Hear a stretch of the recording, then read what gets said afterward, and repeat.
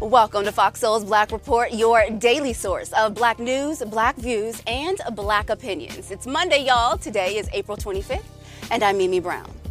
I'm Romeo.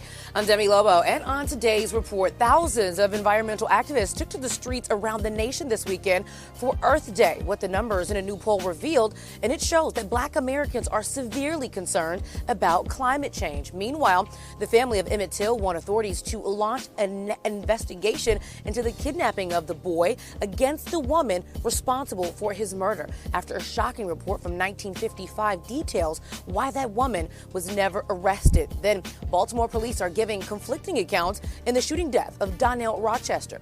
Maryland's Attorney General's office is investigating. Plus, Travis Scott is slowly making his way back to the music world with the release of his new song, Hold That Heat. But is it still too soon? And Keke Palmer took to social media about a recent incident where she says her privacy was violated by a fan. It is Monday. We have all that and so much more. This is our voice and our truth. So let's get it.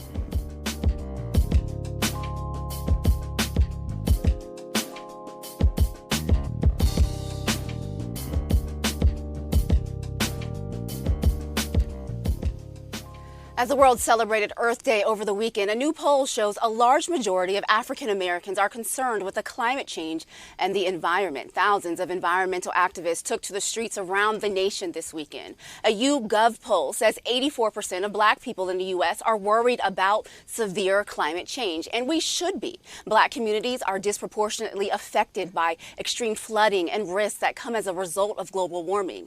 The Army Corps of Engineers, they're predicting by 2050, 20% of the Black population in the United States will live in countries most affected by flooding.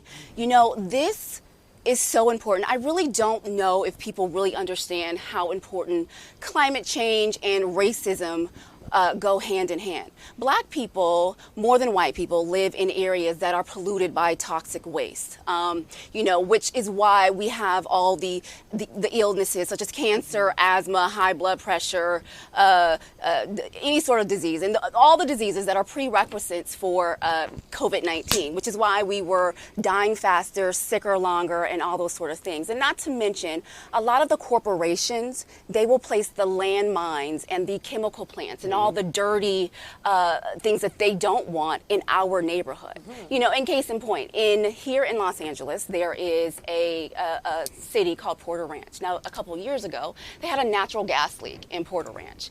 And what they did, they declared it a state of an emergency, and they moved the entire predominantly white community out and housed them temporarily for about 2 years. Yeah. Now, if you travel down to South LA to where Jefferson Park, there is a drilling site. Now, the community there have been, complaining for years about this drilling site, and nothing happened. You know when something happened? When the EPA official went and got sick by investigating, then they shut down the drilling site. So I think when we talk about climate change, we really need to remember that it affects us. We are the first line of defense when it comes to almost anything, and so we need to pay attention when we talk about racism and climate change. Absolutely. And half of Americans, Mimi, live down south in those areas. Half of Americans live down south, and those are the places that we see hurricanes, we see flooding, and we actually saw in Texas, was that a year or so ago, when there was flooding in Texas, and they had no idea what to do. Literally the whole city shut down in Texas because they did not know how to handle something of that magnitude happening. And I remember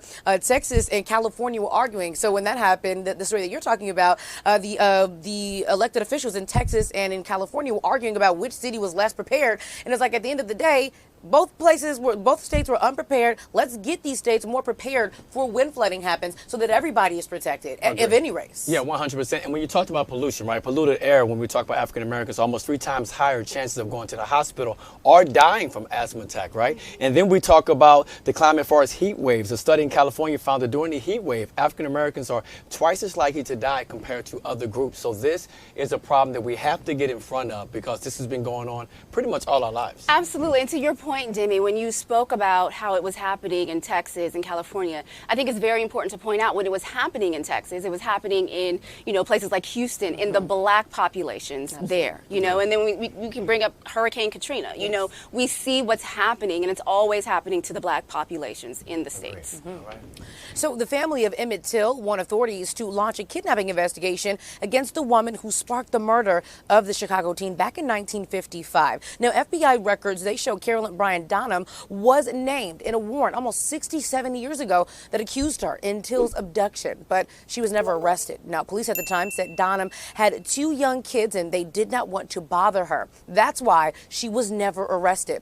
Donham's then husband and another man were charged with Till's murder, but they were acquitted by an all-white jury. They later confessed to the crime in a paid interview. Now, activists say there is no evidence the kidnapping charge warrant was ever dismissed, but they do say if it wasn't, that would allow prosecutors to charge Donham with the crime. It's really sad that we're in 2022 and that Emmett Till is one of the murders that everybody in the world knows. Everybody has talked about it. It's in school books. We've learned about it in high school, and it's so strange to me that this is something that we're still trying to figure out who did what 67 years ago. And what was really shocking in this story was that this woman, they said that we didn't want to bother her because she had kids. Yeah. I mean, we could go so many situations where black moms should not be bothered, and they are bothered. They are still bothered. And so it's just really strange that that was the reason. But it was 67 years ago. I just feel like we should just get to the bottom of it and let this family rest. The fact that she's still alive, I think a lot of times when we think of Emmett Till, we think that this happened so long ago. But the fact that the woman who set off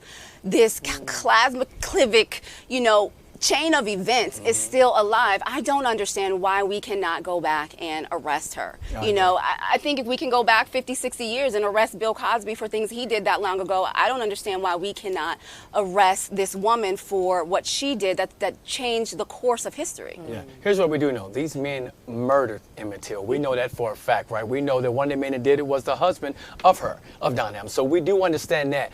All I'm saying is it's a constant reminder as we talk about history, because this is a part of black history we would never stop talking about. The family never got justice. And at some point, we have to bring an end to that because, this lady could go live out the rest of her life, right? Yeah. And her family, and no one will be held responsible for the death of Emmett Till. Romeo, but would it be shocking that another black family doesn't get justice? I mean, we're still It'd be wondering so many. It's not shocking that another black family, the disregard for black Americans at 2022 is just at an all-time high. But this is one of those families that deserves. Not that any is better than the other, but this family, it's so long ago, they deserve justice. Absolutely. ASAP. All right, a black Tennessee woman who was on probation when she voted in 2019 will not face a new trial for voter fraud. A Tennessee prosecutor dropped all criminal charges Friday against Pamela Moses. She had been sentenced to 6 years in prison for voter fraud for voting in a 2019 election. Moses said at the time she was unaware she was ineligible to vote. She says her probation officer told her she was eligible to vote. Because her probation offer was over, the officer was wrong. Moses was still under court supervision. Her conviction was ultimately thrown out back in February after a judge ruled the Tennessee Department of Corrections withheld evidence that would have helped Moses. And 2 federal lawsuits against a Minnesota school district and an elementary school teacher accused of assaulting her black students are being settled. The suits accuse Geraldine Cook of making her black second-grade students sit apart from the rest of the class. She's also accused of grabbing a black child's arm so hard it ripped the child's sleeve on his shirt.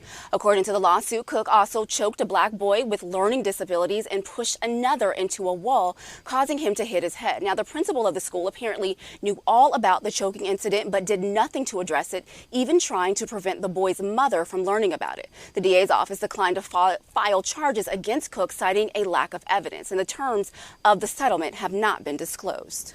Tennessee lawmakers are making it tougher on some people convicted of crimes. Now, the Republican-led legislature has passed a controversial bill that would require people convicted of certain felonies to serve 100% of their sentence. The Truth in Sentencing bill would no longer allow parole for good behavior for some felonies like attempted first and degree murder, first and second degree murder, vehicular homicide, carjacking, and many more. Now, GOP members say the bill shows Tennessee is really tough on crime, but Governor Bill Lee, he says the legislation would roll back some of his criminal justice reforms.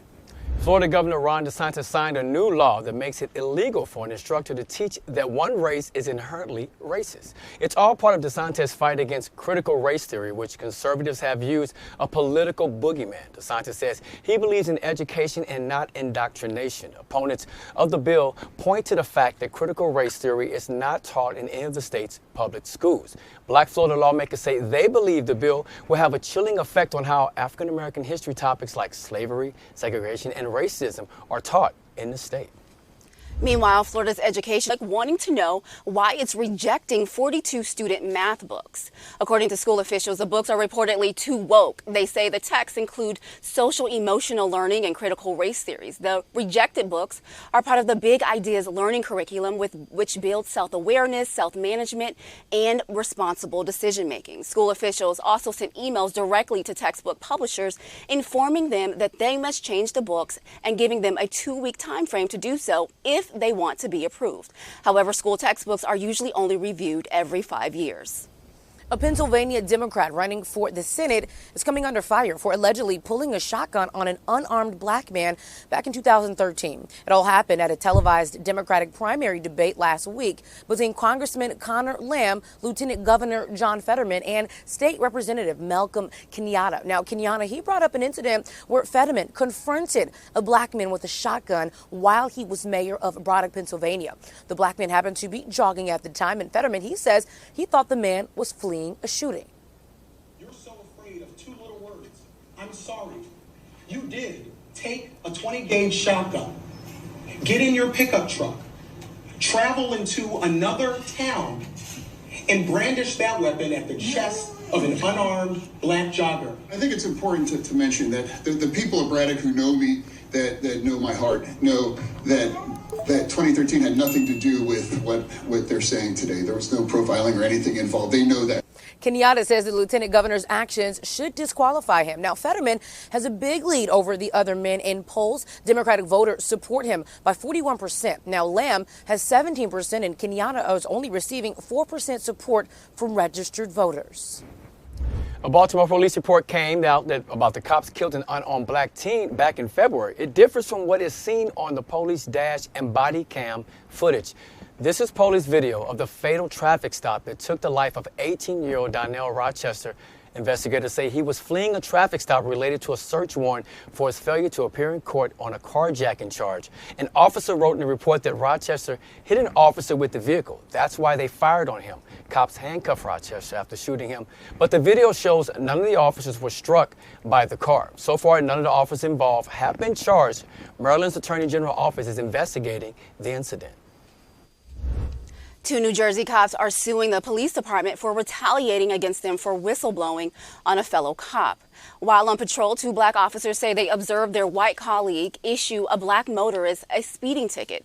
Later, during that same shift, the same officer stopped a white driver but decided not to issue him a ticket, only giving him a verbal warning. Now, when the 2 officers asked about the discrepancy, the officer said the white driver was, quote, a nice guy. In response, the officers filed a racial profiling complaint against the white officer for his behavior that night. Well, within days, the black officers were told they were now the target of an internal investigation for writing up a fellow officer. They are now suing the Westfield Police Department for punishing them for speaking out against discrimination on the police force. The attorneys for the officers say their clients were also suspended for 45 days without pay. You know, kudos to these officers for speaking up. We talk so much about all the wrong things that the officers are doing, and but when you get 2 officers who notice some racial discrepancies and they bring it to light and they are punished for it, that is a really huge problem. And I also want to point out, it says that they were suspended for 45 days.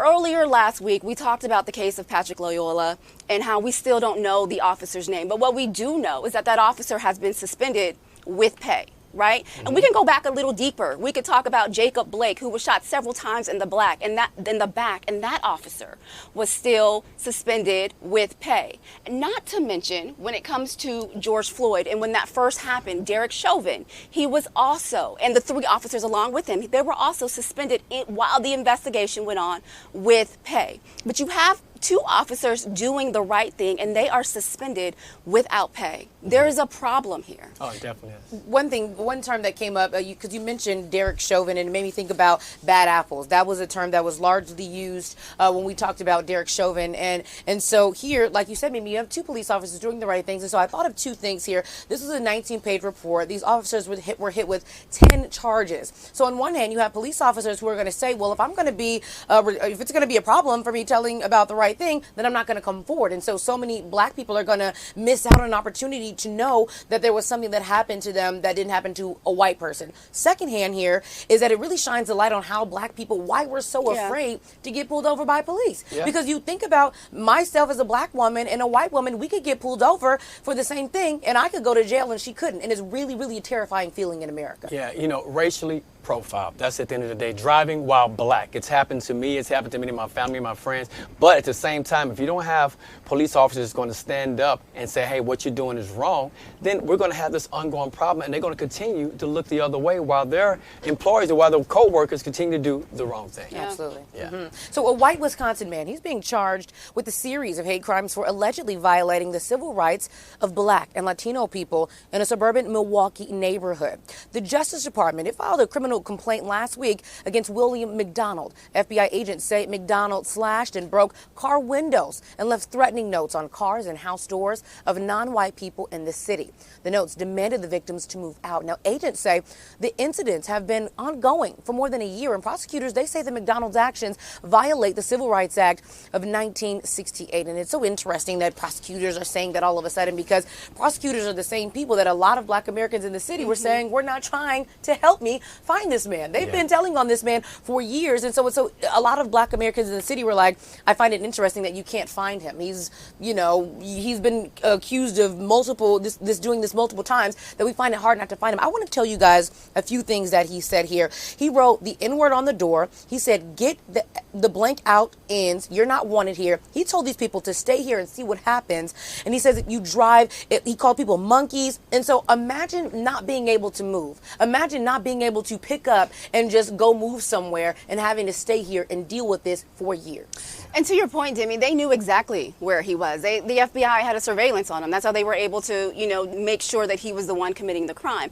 And he did do all that. And he wrote on someone's door, I know where you live. So imagine not being able to leave your house because you don't know if someone's watching you. And the kicker to all of this is he's only facing 1 year in jail. So imagine terrorizing people for years and you're facing 1 year in jail. That's like nothing. With good behavior, he's out in a few months. Well, if he knows that he can get away to a certain degree with something, there's a show I watch on ID called Fear Thy Neighbor. It can turn into something like that where, you know what, if you have nowhere to turn, if you feel like you're boxed in your own neighborhood, in your own home, things could happen from that situation. I've seen it over and over again. So 1 year is definitely not enough time. Absolutely. All right, Northern California town is agreeing to pay a black couple $150,000 to settle a claim cops racially profiled them in their own store.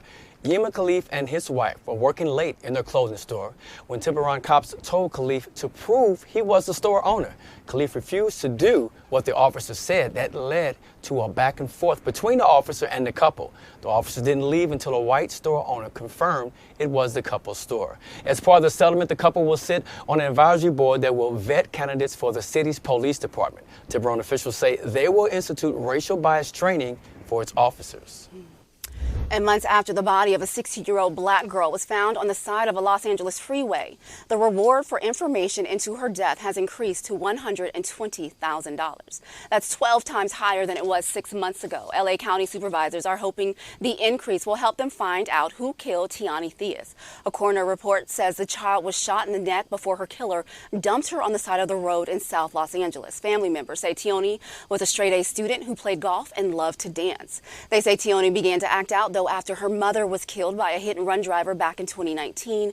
Tiani was last seen in January on the 7th after telling family members she was going to meet a friend to go to a party. The CHP, though, is asking anyone to call them with any information. The anonymous tips, you can make those at the number on your screen. I am just so happy that they are increasing this baby's reward for her death. Yes. You know, so many times we as black women or just black people, when we go missing, we don't get the same, we don't get the sun, the shine, or anything. It's buried. And so for them to increase it to 120,000, I mean, I hope this really does lead to the killer. Agreed.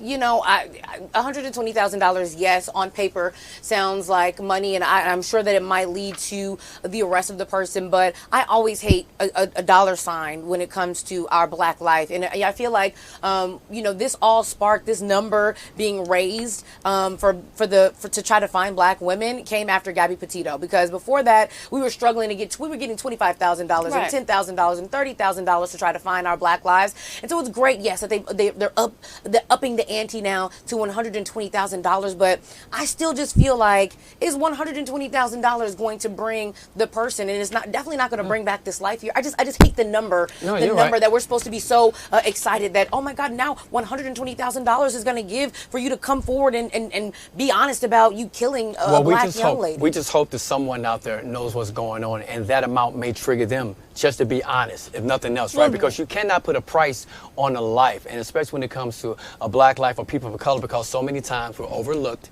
and we do not get the same limelight, so to speak, as others do. So no, you're right about that. You're absolutely right, Romeo. And it sucks that it's a price, but let's be clear. White lives start at 120. When that young woman was killed in Fairfax by the homeless guy, her reward started at like $200,000, you know? Right, that's why I'm like, $120,000, it sounds like a lot of money, but really, is it? Is it money? It's not a lot. It's not a lot, but I am thankful, because at the end of the day, like you said, Romeo, it may prompt someone to do the right thing. And that's what we want. That's what we want.